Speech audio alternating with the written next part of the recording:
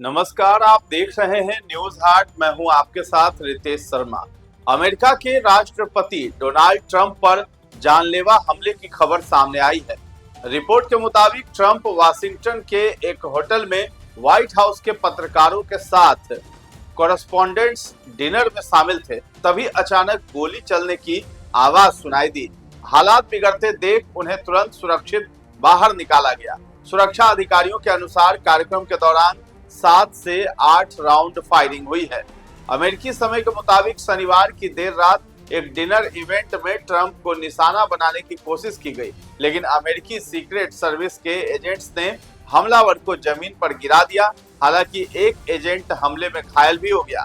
हालांकि bullet proof waste के कारण उसकी जान बच गई। उसे अस्पताल में भर्ती कराया गया है, जहां उसकी हालत अभी स्थिर बताई जा रही है। यह हमला ऐसे समय में हुआ है जब ट्रंप ईरान से जुड़े तनाव को लेकर पहले से ही घिरे हुए हैं। घटना के कुछ देर बाद ट्रंप ने कहा है कि शूटर पकड़ा जा चुका है और कार्यक्रम जारी रहना चाहिए। बाद में व्हाइट हाउस में पत्रकारों से बातचीत में उन्होंने हमलावर को बीमार बताया और कहा कि उसका मकसद अभी स्पष्ट नहीं है। हालांकि संदिग्ध का व्यवहार काफी संदिग्ध और असामान्य था। राष्ट्रपति ट्रंप ने बताया है कि संदिग्ध करीब 50 गज दूरी से दौड़ता हुआ आया, जिसके बाद सुरक्षा कर्मियों ने तुरंत हथियार निकालकर स्थिति को संभाल लिया।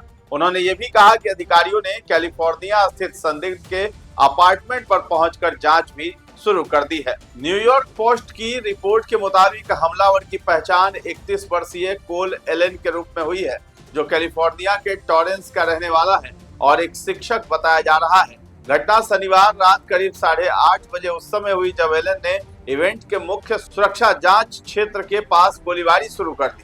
एक फेडरल लॉ एनफोर्समेंट सोर्स ने उसकी पहचान की पुष्टि की है। तो सबसे बड़ा सवाल यही है कि जब होटल में डोनाल्ड ट्रंप का कार्यक्रम होना था, तब भी आरोपी भला बंदूक लेकर कैसे पहुंच गया।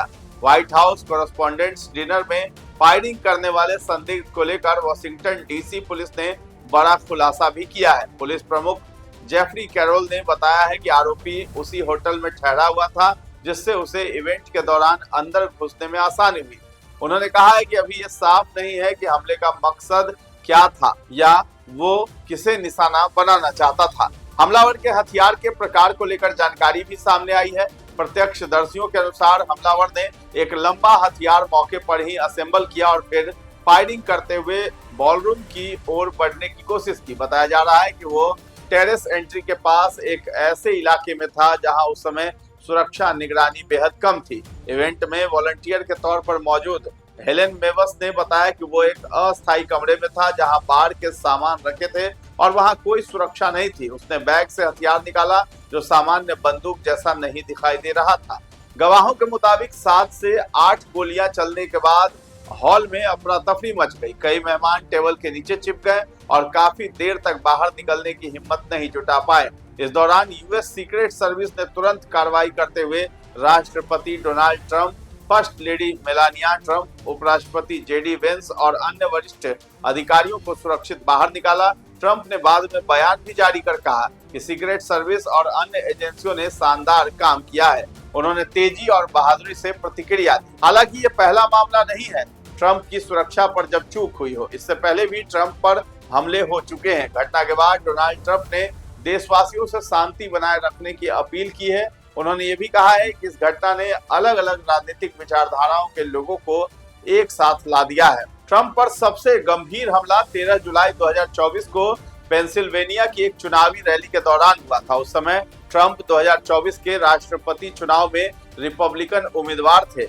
बटलर में आयोजित रैली के दौरान 20 वर्षीय थॉमस मैथ्यू क्रूक्स ने छत से AR-15 स्टाइल राइफल से फायरिंग की, जिसमें एक गोली ट्रंप के दाहिने कान को छूकर निकल गई और उन्हें चोट लगी थी। ट्रंप ने तुरंत मुड़कर मुट्ठी दिखाई थी और फाइट फाइट फाइट का नारा लगाया था। इस हमले में एक ट्रंप समर्थक कोरी कॉम्पेटोरे की मौत हो गई और 2 अन्य घायल हो गए थे। हमलावर क्रूक्स को सीक्रेट सर्विस के काउंटर स्नाइपर ने मार गिराया। ट्रंप उस समय पूर्व राष्ट्रपति थे।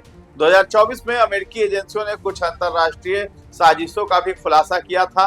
रिपोर्ट्स के मुताबिक 2024 में ईरान से जुड़े कुछ तत्वों द्वारा ट्रंप को निशाना बनाने की योजना की जानकारी सामने आई थी।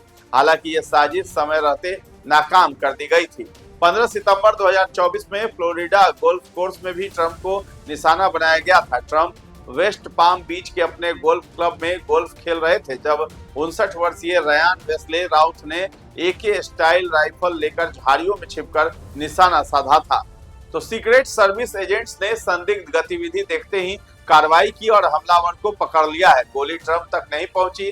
राउत को बाद में उम्र कैद की सजा सुनाई गई। ट्रंप तब भी चुनावी अभियान चला रहे थे। 18 जून 2016 को भी ट्रंप पर हमला हुआ था। उस समय डोनाल्ड ट्रंप राष्ट्रपति नहीं बल्कि रिपब्लिकन उम्मीदवार थे, जबकि अमेरिका के राष्ट्रपति बराक ओबामा थे। रैली के दौरान 20 वर्षीय ब्रिटिश नागरिक माइकल स्टीवन सैंडफोर्ड ने ऑटोग्राफ के बहाने एक पुलिस अधिकारी की पिस्तौल छीनने की कोशिश की ताकि ट्रंप पर हमला कर सके।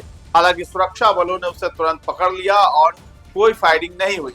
अमेरिकी राष्ट्रपति डोनाल्ड ट्रंप की डिनर पार्टी के दौरान हुई फायरिंग के बाद अब दुनिया भर के नेताओं की प्रतिक्रिया भी आनी शुरू हो चुकी है। भारत और पाकिस्तान के प्रधानमंत्री ने भी इस घटना पर अपना बयान जारी किया है। भारत के प्रधानमंत्री नरेंद्र मोदी ने इस घटना की निंदा करते हुए कहा है कि लोकतंत्र में हिंसा की जगह नहीं है। प्रधानमंत्री नरेंद्र मोदी ने सोशल मीडिया अकाउंट एक्स पर लिखा है कि वाशिंगटन DC के एक होटल में हालिया घटना के बाद ये जानकर राहत मिली कि राष्ट्रपति ट्रंप, फर्स्ट लेडी और उपराष्ट्रपति सुरक्षित हैं और उन्हें कोई नुकसान नहीं पहुंचा है। उन्होंने कहा है कि मैं उनकी लगातार सुरक्षा और कुशल मंगल की कामना करता हूं।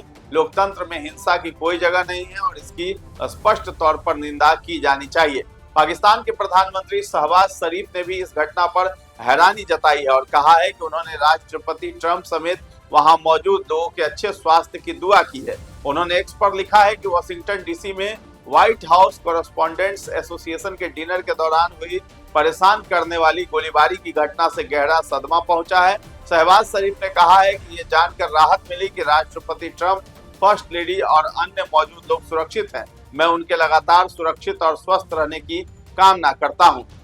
तो पाकिस्तान के डिप्टी PM हैं और विदेश मंत्री जो इसहाक डार ने भी इस घटना की निंदा करते हुए कहा है कि हमारी दुआएं राष्ट्रपति ट्रंप और अमेरिकी आवाम के साथ हैं।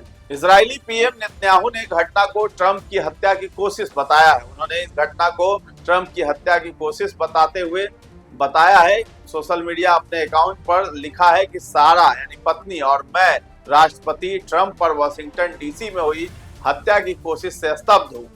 हमें इस बात की राहत है कि राष्ट्रपति और फर्स्ट लेडी सुरक्षित और स्वस्थ हैं। उन्होंने लिखा है कि हम घायल पुलिस अधिकारी के जल्दी और पूरी तरह ठीक होने की कामना करते हैं और US सीक्रेट सर्विस को उनके तेज और सख्त कदमों के लिए सलाम करते हैं। वहीं इजराइल के राष्ट्रपति इसहाक हर्जोग ने एक्स पर लिखा है कि ये जानकर राहत महसूस हुई कि राष्ट्रपति डोनाल्ड ट्रंप, मेलानिया ट्रंप, उपराष्ट्रपति JD वेंस, अमेरिकी नेता और व्हाइट हाउस कॉरेस्पोंडेंट्स डिनर में मौजूद मेहमान उस हमलावर से सुरक्षित रहे जिसने इवेंट हॉल के बाहर गोलीबारी की। हम आभारी हैं कि हमले में घायल अधिकारी सुरक्षित हैं और ठीक होने की राह पर हैं। पवित्र भूमि से हम अमेरिका और उसके नेताओं की सुरक्षा और सलामती के लिए प्रार्थना करते हैं। ऑस्ट्रेलिया और कनाडा के नेता ने क्या बोला? ऑस्ट्रेलिया के प्रधानमंत्री एंथनी अल्बानीज ने एक्स पर लिखा है कि मुझे खुशी है कि राष्ट्रपति और फर्स्ट लेडी साथ ही व्हाइट हाउस कॉरेस्पोंडेंट्स डिनर में मौजूद सभी लोग सुरक्षित हैं। हम सीक्रेट सर्विस और एजेंसियों के तेज और प्रभावी काम की सराहना करते हैं। कनाडा के प्रधानमंत्री मार्क कार्नी ने भी एक्स पर लिखा है कि मुझे इस बात की राहत है कि व्हाइट हाउस कॉरेस्पोंडेंट्स डिनर के दौरान गोलीबारी के बाद राष्ट्रपति, फर्स्ट लेडी और सभी मेहमान सुरक्षित हैं।